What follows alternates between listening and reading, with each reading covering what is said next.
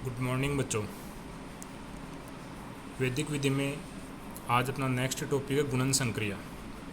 गुणन संक्रिया का मतलब होता है कि संख्याओं को गुणा करना, जिसके लिए हमारे पास में दो विधि है।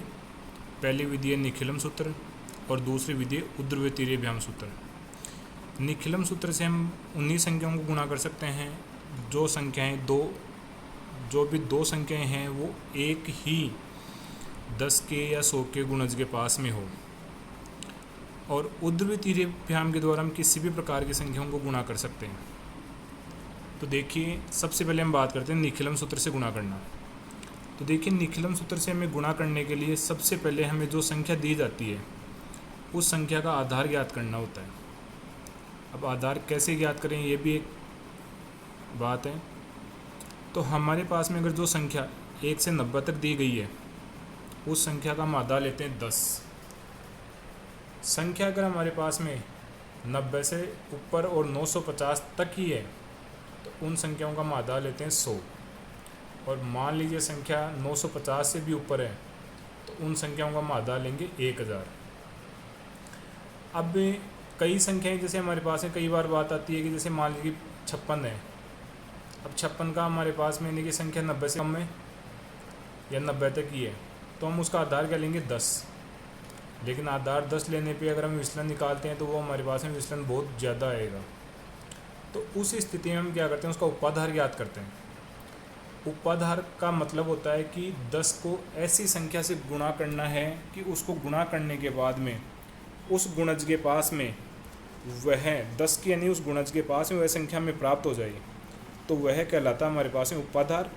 और 10 को हमने जिस संख्या से गुणा किया है वह होता है हमारे पास में उपाधार अंक। इस संख्या में हमें गुणा करने पर हमारे पास में जो उपाधार जो विचलन प्राप्त होता है वह विचलन हमारे पास में धनात्मक भी हो सकता है और ऋणात्मक भी हो सकता है, इन दोनों प्रकार का हो सकता है।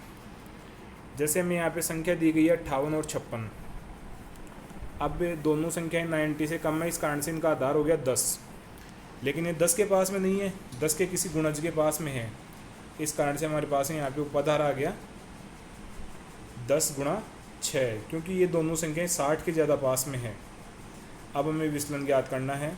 तो विचलन ज्ञात करने के लिए हमें दिए गए जो भी हमें आधार या उपाधार जो भी प्राप्त होता है उसमें से हमें क्या करना होता है, यहाँ पे विचलन ज्ञात करना होता है। अब यहाँ पे जो विचलन ज्ञात किया गया वो थोड़ा सा गलत लिखा गया है। उस विचलन को ज्ञात करने के लिए हमें संख्या में से जो भी हमारा आधार या उपाधार होता है उसको घटाना होता है। लेकिन यहाँ पे हमारे पास में प्रश्न में त्रुटि हो गई, हमने आधार या जो उपाधार था उसमें से संख्या को घटा दिया। तो हमें ये नहीं लेना है, हमें हमेशा संख्या में से घटाना है। अब जैसे 58 में से हम 60 को घटाएंगे तो माइनस के 2 प्राप्त होंगे और 56 में से अगर हम 60 को घटाएंगे तो माइनस के 4 प्राप्त होंगे, जैसे कि यहाँ पे है।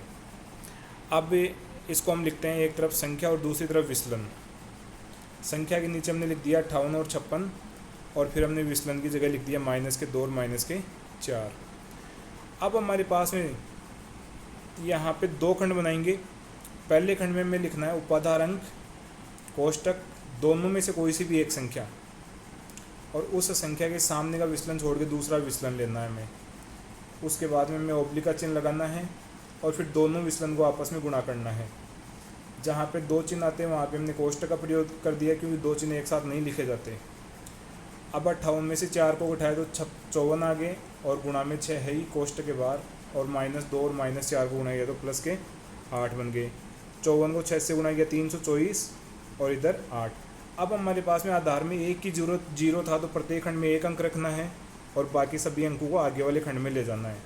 तो इस प्रकार से हमारे पास में जो आंसर है वो आ गया 3248। अब मान लीजिए संख्या हमारे पास है 97, 98, 99, तीनों हमारे पास में 100 के पास में है, इस कारण से आधार 100 हो गया। फिर हमने इनका विचलन ज्ञात किया।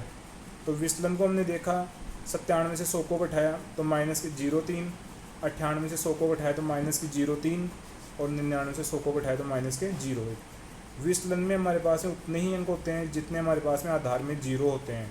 अगर आधार में हमारे पास में 1 0 है तो 1 अंक होगा, 2 0 है तो 2 अंक होंगे, 3 0 है तो 3 अंक होंगे। जैसे यहाँ पे आधार हमारा 100 था, इस कारण से 2 0 थे, इस कारण से यहाँ पे विचलन में 2 अंक आ गए। अब लिखने का तरीका वही था, प्रथम इधर 97 को ले लिया, अब 97 के सामने वाले विचलन को छोड़ के दोनों विचलन को हमने लिख दिया चिन्ह के साथ में, तो 97 माइनस 0 2 और माइनस के 0 1। मध्य खंड में दो विचलन को गुणा करना है, तो माइनस के 0 3 गुणा माइनस के 0 2 प्लस माइनस के 0 2 गुणा माइनस का 0 1 और फिर प्लस माइनस के 0 1 गुणा माइनस के 0 3 और अंतिम खंड में तीनों विचलन को एक साथ गुणा करना है।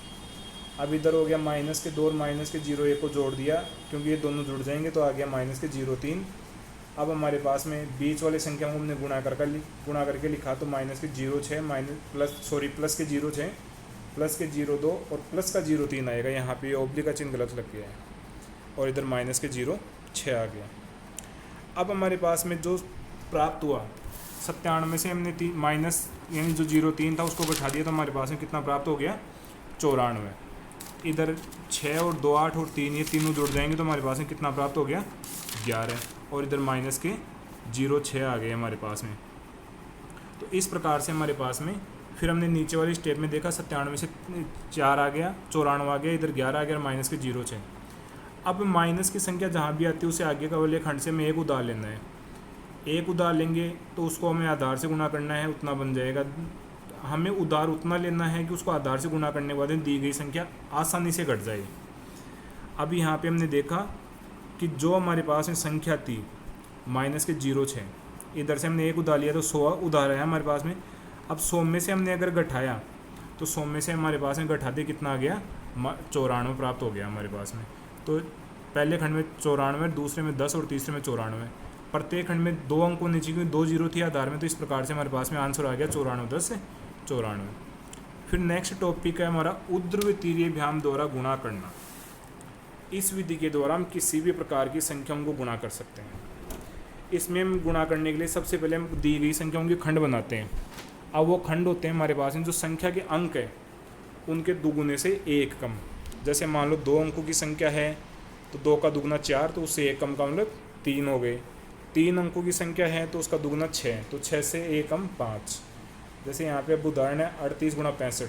2 अंकों की संख्या थी, 3 खंड बनाए। प्रथम खंड में दोनों संख्याओं के इकाई के अंक, दूसरे खंड में दोनों संख्याओं के दहाई के अंक, और तीसरे खंड में दहाई और इकाई दोनों के, तीसरे खंड में दोनों संख्याओं के दहाई के अंक। अब जहाँ पे एक एक अंक है वहाँ पे सीधा गुणा करना है, 2 अंक है वहाँ पे तिरछा गुणा करना है, यानी वज्र गुणा करना है। अब इधर हमने देखा पहले खंड में 8 को 5 से गुणा किया, दूसरे खंड में 3 को 5 से, 8 को 6 से, यानी वज्र गुणा कर दिया, बीच में प्लस का चिन्ह आ गया। और इधर तृतीय खंड में देखा 3 गुणा 6 आ गया। 3 को 6 से गुणा किया 18 आ गया, 3 को 5 से गुणा किया 15, प्लस 8 को 6 से गुणा किया 48, और इधर 8 को 5 से गुणा किया तो 40। अब ये हो गया 18 63 और 40। अब प्रत्येक खंड में एक अंक रखना है, आगे वाले अंक को आगे वाले खंड में ले जाना है। तो 4 को 3 में जोड़ दिया तो 7 बन गया, 6 को 8 में जोड़ दिया, इसका मतलब कि 8 और जो 14 एक हासिल आगे वाले अंक में चली जाएगी। तो इस प्रकार से हमारे पास में आंसर प्राप्त हो गया 2470। तो इस तरीके से हम क्या कर सकते हैं, दी गई संख्याओं को गुणा कर सकते हैं। इसी प्रकार से यहाँ पे एक उदाहरण वो लिया गया 858 गुणा 842। अब यहाँ पे हमारे पास में जो संख्या थी वह संख्या हमारे पास में 3 अंकों की, इस कारण से यहाँ पे खंड बन गए 5। वो पहले खंड में इकाई का अंक, दूसरे खंड में हमने क्या किया, दोनों संख्याओं के इकाई और दहाई को लिख दिया, तीसरे में इकाई दहाई सैकड़ा तीनों को, चौथे में दहाई और सैकड़ा।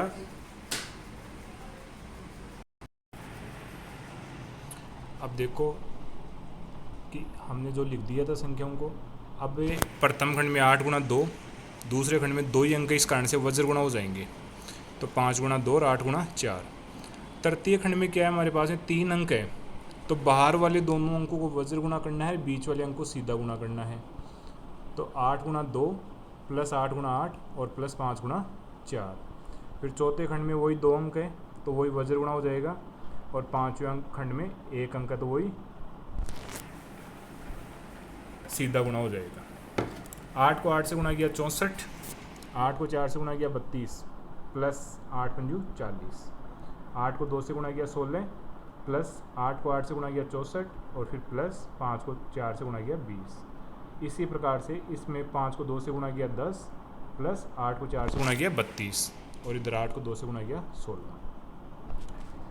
इधर 64, 32 और 40 को जोड़ दिया 72, 16, 64 और 20 को जोड़ने पे हमारे पास में प्राप्त हो गया 100। 10 और 32 को जोड़ने पे 42 और इधर 16।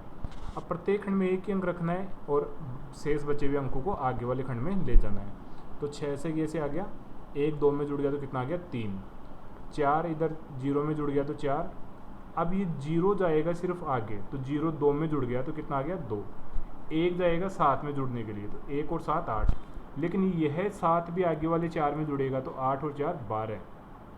अब एक हासिल बन गई, उसको 6 में जोड़ दिया तो कितना आ गया 7। तो इस प्रकार से हमें प्राप्त हो गया 7,22,436। तो ये हमारा इस प्रश्न का क्या हो गया आंसर। इस प्रकार से हमारे पास में इस जो माध्यमिक शिक्षा बोर्ड के जो सिलेबस में गुणन संक्रिया को रखा गया है वो सिर्फ 2 ही है, निखिलम सूत्र और ऊर्ध्व तिर्यव्याम। धन्यवाद।